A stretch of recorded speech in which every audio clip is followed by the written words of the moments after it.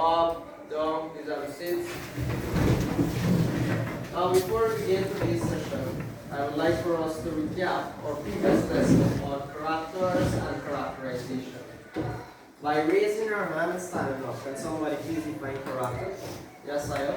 So a character is a person, animal, object that thinks, acts, and feels in a story. Very good. Now, we know that there are two main types of characters, the protagonist and the antagonist. Can anybody tell me anything about these? Yes, Mona? Protagonist is the good guy and antagonist is the bad guy. Very good. Basically, the protagonist is the hero and the antagonist is the villain, right? What about characterization? What do we know about characterization? Yes, Ryder? Characterization is revealing the character's personality to the reader. Good. Now, what are some of the things that we should include when writing our characterization? Yes, Davin? Sir, personality, behavior, and appearance. Good. Personality, behavior, and appearance. Now, today we are going to be looking at a short story entitled The Boy Who Loved Ice Cream by Olive Sr. and we are going to be reading pages 126 to 128. But before we begin reading, I have two questions for you class. Number one, what is your favorite snack or drink, something that you are obsessed with? And two, how would you feel if someone gets in your way of having or munching on your favorite snack or drink? Anyone? Yes, Adina?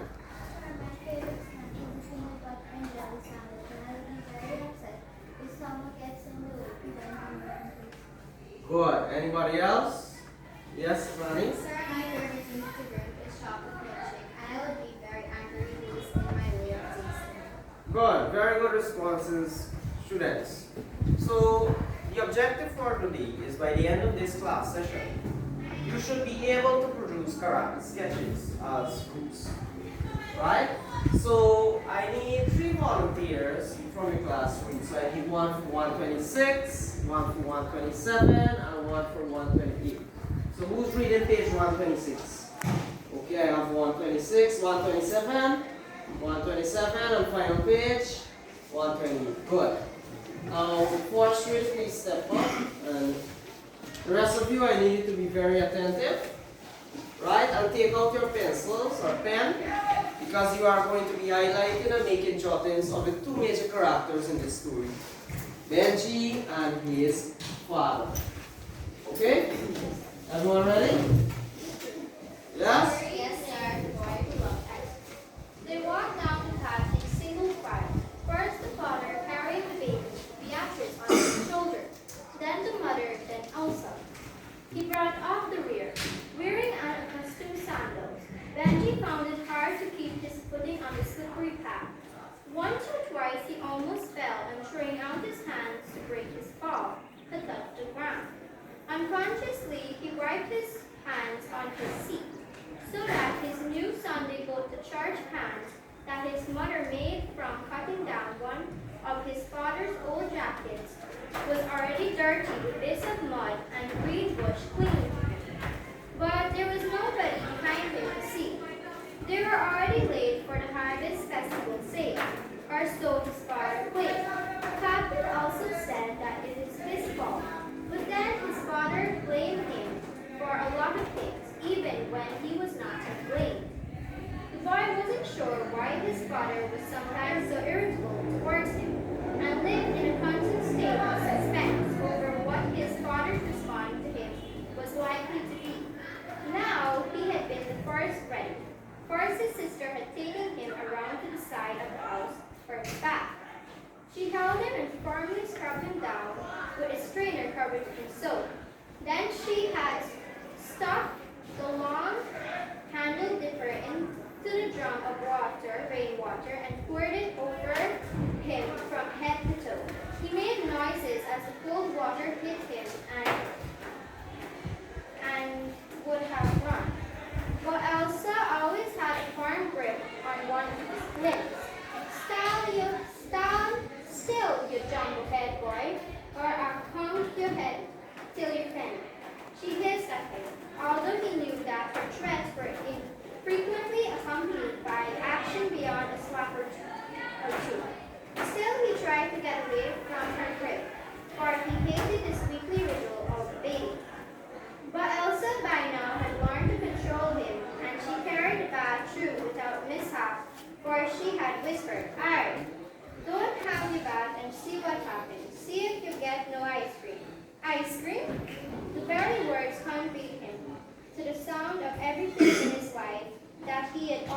wanted, always longed for, but could not give name to. He had never tasted ice cream. It was Elsa who had told him about it. 2 years ago at the Harvest Festival sale, Mr. Duran had brought an ice cream bucket and spent the evening the most popular man at the sale. His very customers fighting to get an opportunity to turn the bucket. Okay, stop there. 36. So class, we know that family is attending a very important event, right? And they are late. We see Benji, his clothing is made from bits and pieces of his father's old jacket, which suggests that the family is in poverty. Right? Can everybody tell me what year the family was heading to? Anybody? Yes? The Harvest Festival sale. Good, the Harvest Festival seal. Now, who was blamed for the family's lateness now? Yes, Sir Benji. Benji, good.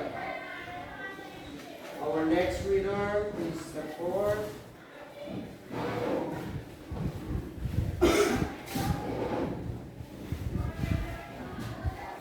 According to Elsa's description, this marvelous bucket somehow produced something that she said was not a drink and was not food.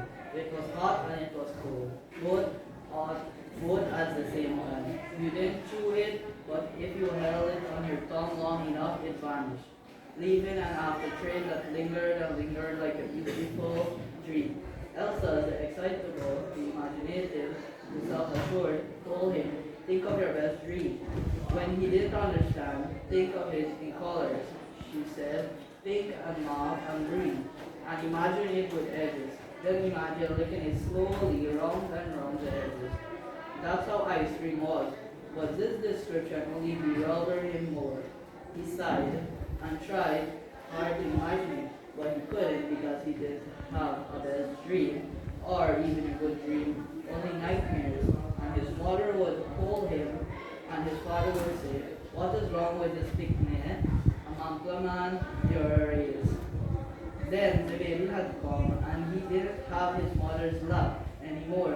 Now imagine ice cream. He thought of sitting cuddled in his mother's arms again and saw this mysterious new creation as something else, warm and beautiful. From Elsa's description, ice cream was the most marvelous thing he had ever heard of. As the strangers, far apart from anything else, he didn't know what ice cream was. His thoughts kept returning to the notion of ice cream throughout the year, and soon it became the one bright constant in the world full of changeable adults. Then last year, when he would have discovered for himself exactly what this ice cream was like, he had come down with measles. Elsa, of course, went to the sale for she had already had it, but he had to stay feverish and miserable with only toothless, both Taramon to keep him company. And Elsa had come back and given him a description of ice cream that was even more marvelous than before. This time, Mr. Doran had brought 2 buckets, and she alone had 2 cones. Not even the drops, the wangla, and the slice of light cake they brought him could compensate for missing the ice cream. This year he was well and nothing would keep him away. Now with the thought of ice cream, the cold water his sister kept splashing on him felt refreshing and she turned the bath into a game, both shrieking so loudly that their mother had to put her head out the window and promised to switch them both if they didn't stop.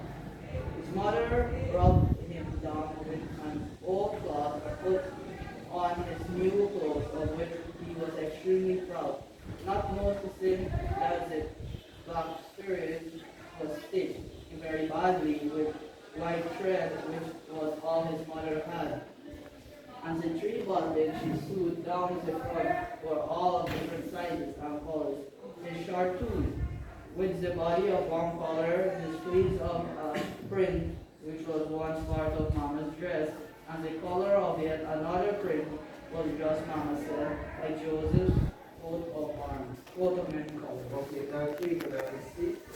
So from reading page 127, we see that Elsa, his sister, Benji's sister, is creative, she's imaginative. And she gives a clear description of this delight called ice cream to Benji. And he became unfocused. Right? We learned that he was ill last year, that's why he couldn't taste this delicious treat. But now nothing is stopping him. We learn that his father insults him. We also see that he finds comfort in this ice cream. Now, who can tell me what kind of sickness Benji had which prevented him? Yes? Measles, good.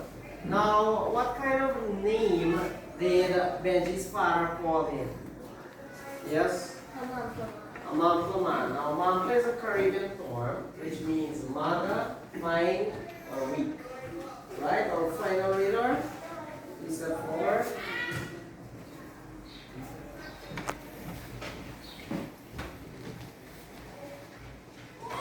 Then Mama had dressed the baby, and she herself had got ready.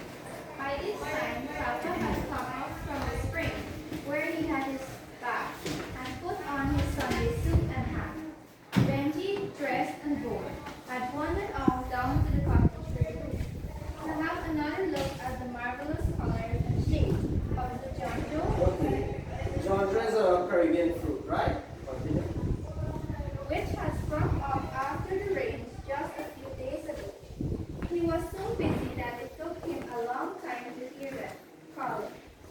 They were standing all ready to go to the harvest festival sale, and Papa was cross, for he said that Benji was making them late. Papa, dressed in his Sunday suit and hat, was a sight to see, for he only dressed up for special occasions, funerals, weddings, and harvest festival days. Papa never went to church, though Mama did every Sunday.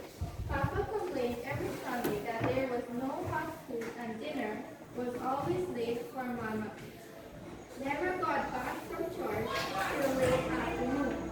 Plus, Papa never liked Mama to be away from him for any length of time.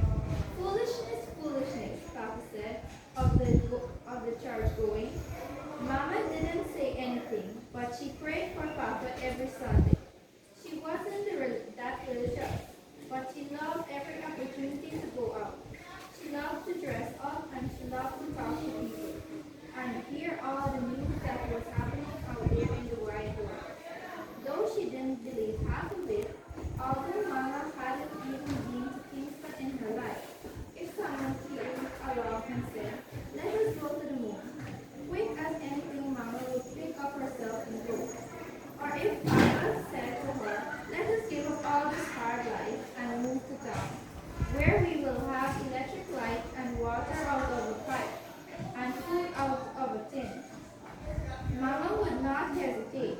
Papa, of course, would never dream of saying anything of the sort.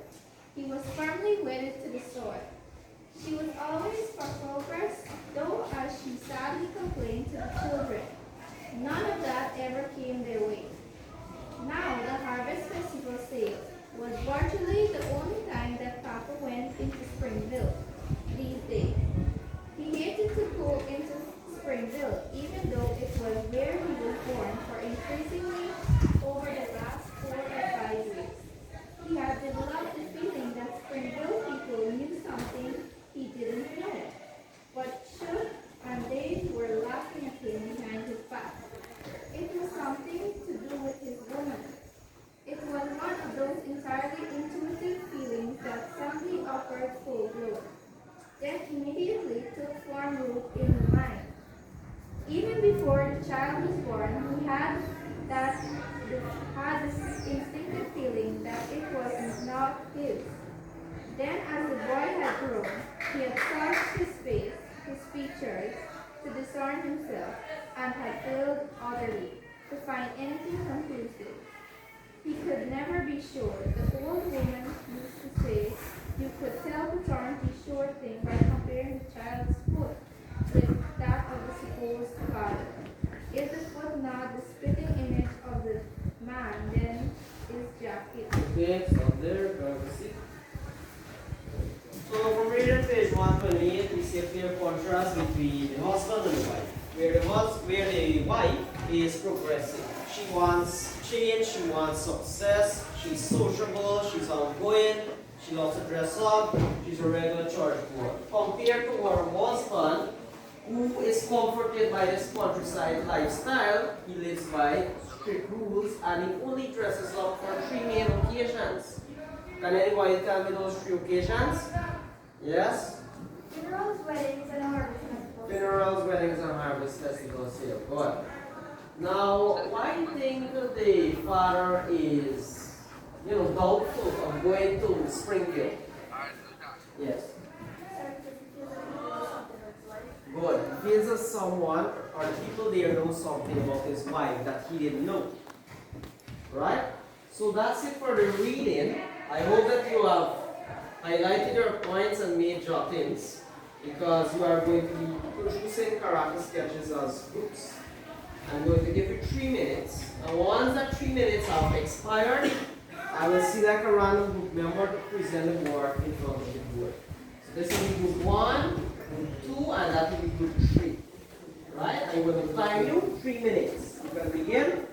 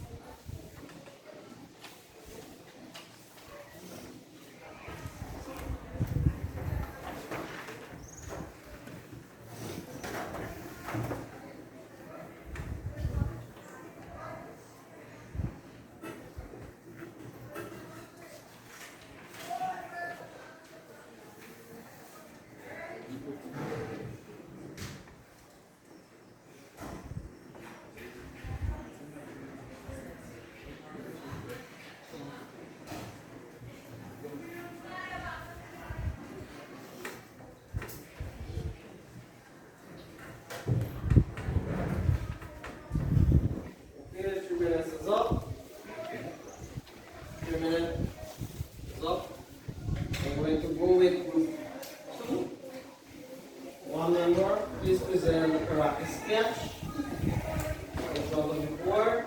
The rest of you, focus.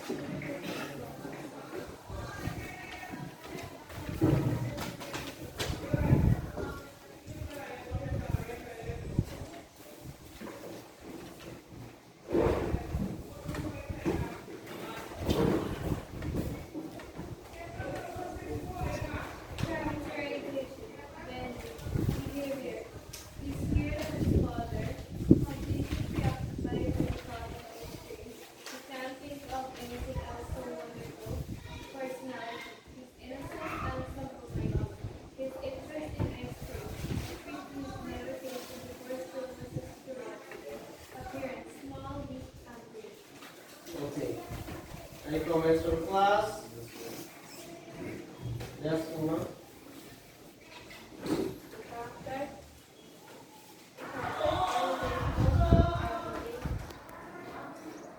You live in, right? Okay, good. Now for me, I see that these characters have realistic problems. In a sense, insecurity, jealousy, these are things that we experience, or will experience at some point in our life. Right? So good job, Utu. Give them a round of applause. Group 1. One number, please present the character sketch. That will be attentive, right?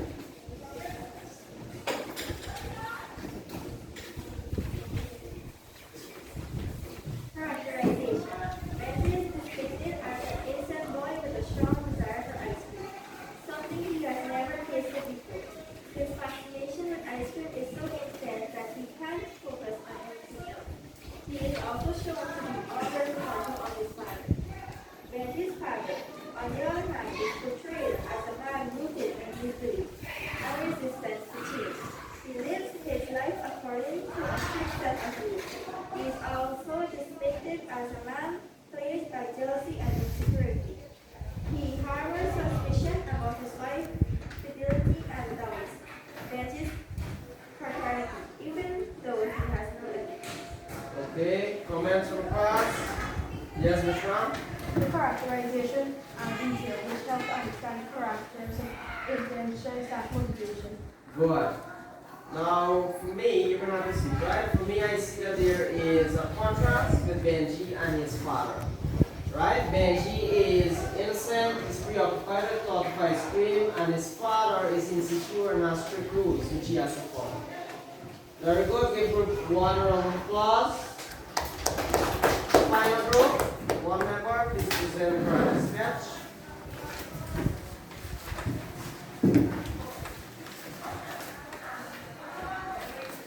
Benji is shown as a simple, innocent kid who really wants to try ice cream, even though he's never had it before. He's so excited about ice cream that he can't think about anything else. His dad has a lot of control over him. Benji's dad is a man who sticks to his own ideas and doesn't like change. He follows a strict rules in his life. He's also shown as a man who often feels jealous and insecure. He is suspicious about whether his wife is loyal to him and questions if Benji is really his son, even though he doesn't have any proof. Okay, good. Comments? Yes, Tiffany? The characters is well presented in details and it's engaging. Good. Now, for me, we're going to see, for me, I see that there's a clear conflict or tension with these two characters, right? Benji is somewhat scared because his father always has strict rules and always blames him for every least thing. Any minor problem, Benji is to be blamed. Right? So, well done. Group 3, give them a round of applause. Now, to end this lesson properly, right, and to make sure that you have grasped the concept and met the specific objective, we'll play a small family group game, where a member from group 1 will face a member from group 2, and whoever wins there will face a member from group 3. And the final winner, I will reward them with something, right? So I need 2 boys to set up a desk and 2 chairs in front there.